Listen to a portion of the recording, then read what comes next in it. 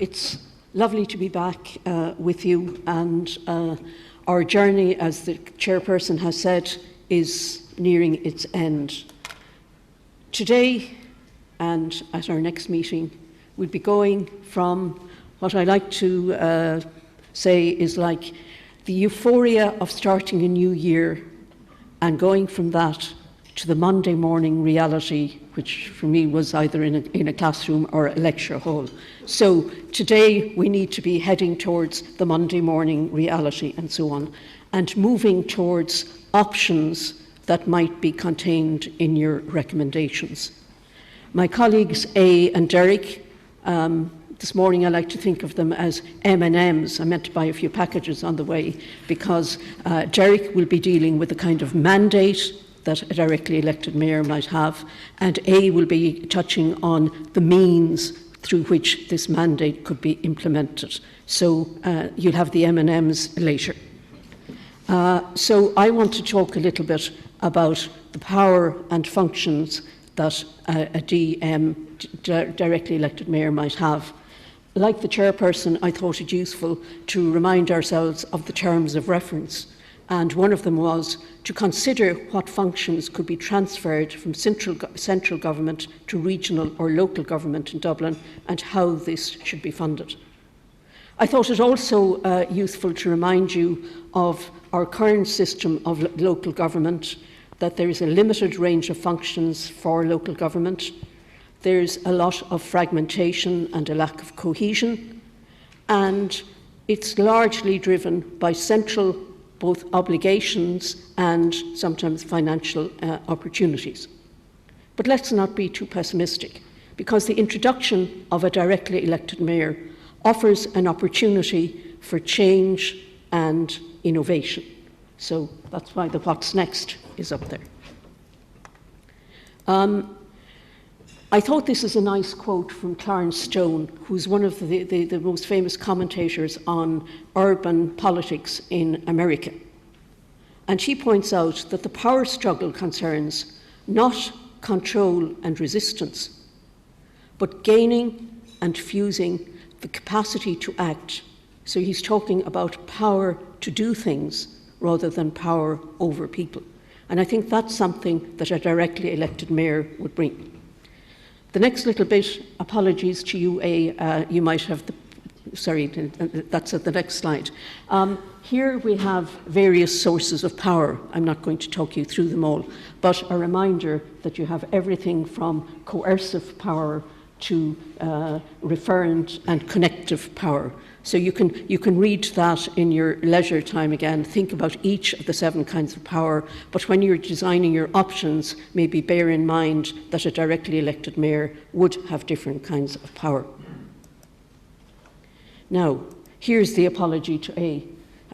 He has rights about Superman, but I thought this was a nice one, to remind you that a directly elected mayor has both power, influence, and a leadership role.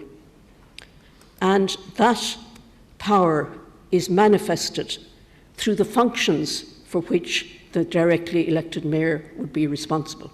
So again, this is kind of big picture stuff before we get down to the little stuff, but bear that in mind, that the manifestation of the power is through the functions that the DEM would carry out. And the word devolution has been used a lot already in our sessions and in the literature that we've been focusing on. And there are certain implications, both positive and negative, with devolved powers. You would have policies championed by the directly elected mayor, which would reflect more local priorities and local circumstances.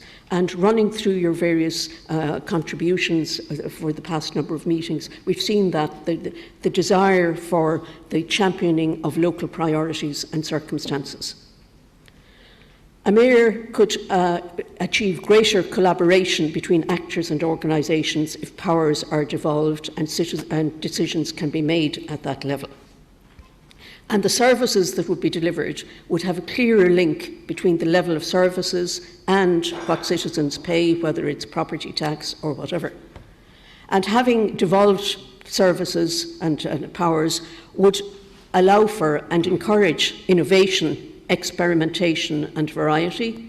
And as well as that, and there is evidence from other countries, that it reduces the risk of duplication. And indeed, as a certain politician said on the radio not so long ago, the risk of duplicity, or not, he meant to say duplication, and he said duplicity. So, but the risk of duplicity would go as well. So taking that to more practical terms, how might it work?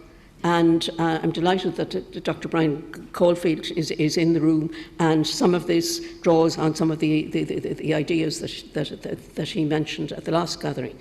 So, first of all, a directly elected mayor would promote the kind of big vision ideas on, for example, active travel modes. A Dublin mayor could be given a bigger role in policy development and oversight. So you see the way we're going from the lofty ideas down to the practicalities. And the mayor's mandate on transport policies would be a powerful tool to drive neighbourhood level development and use dialogue and consensus and put the bus stops where they ought to be and the frequency of the buses that suits the people that live in a particular area and so on. Another tool that could be used is car parking policy.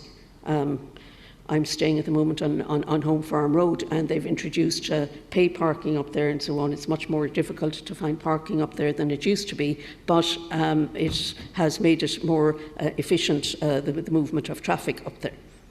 And then there are a whole lot of things like clean air zones, traffic speeds, low carbon modes of transport and low traffic neighbourhoods that could be achieved by a Dublin mayor using the powers that are already there. Because we complain about the limited powers of local government, but actually there are many instances where those powers are not being exploited and used to their full potential. So with the powers already there, but with the facilitative leadership of a DEM, an awful lot more could be achieved. Also, we've got to ask ourselves, is devolution a panacea? And the answer to that depends on the design. So you can have devolution, as they've discovered in parts of the UK, with a progressive or a regressive character, and a democratic or a non-democratic character. So bear that in mind. And the big question is, are the required resources, capacity and knowledge available at the local level?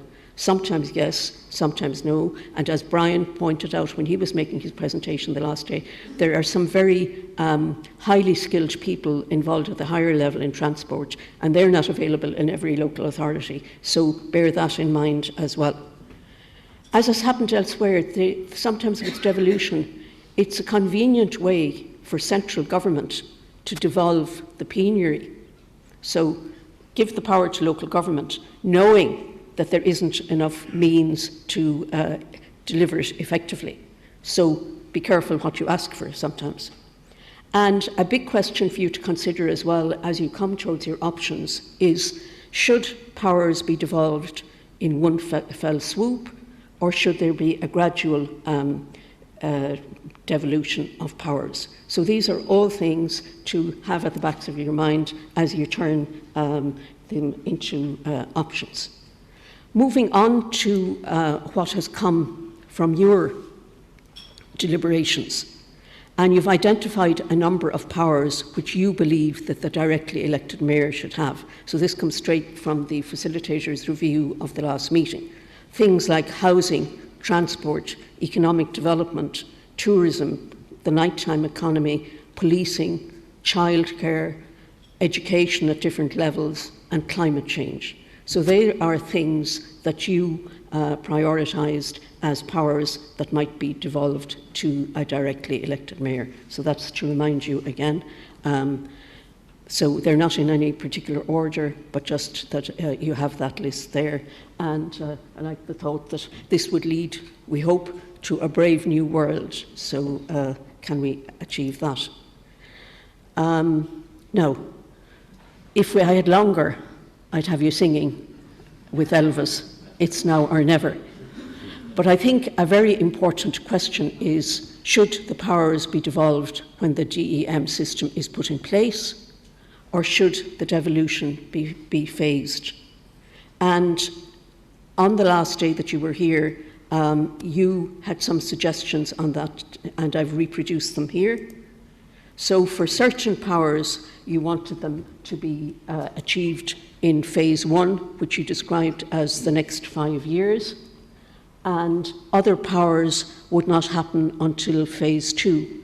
And I deliberately left in the kind of backing that came from you, from the numbers of people at different tables that advocated that certain powers should be devolved in phase 1 and others should be devolved in phase 2. So that's something that you need to bear in mind as you move towards that options.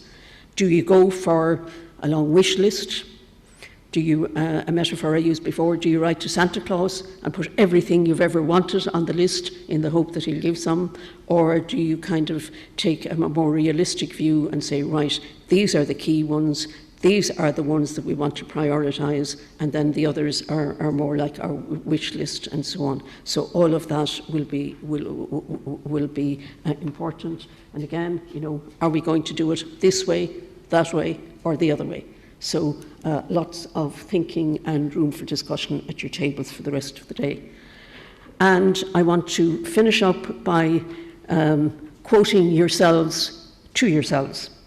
So here are a number of comments that and thoughts that you shared on devolution from weekend 3. So some people thought areas being devolved need quick wins so that people can see the results and the impact. Others thought that we should continue with standards and policy being decided centrally but managed locally. There was also a thought that full devolution isn't always the solution because some areas are already handled well in the current system. A lot of support for the idea that devolution leads to more accountability, and running through a lot of the comments was local governments must be given revised and adequate resources in order to effectively provide services which are reallocated to them. So a reminder of some of the things that the various tables said the last day, which may help you as you move towards the reality. So Monday morning is getting nearer. This is September, so it's a long time since the start of the new year, but you're going to do it. So good luck in your work today, and thank you very much.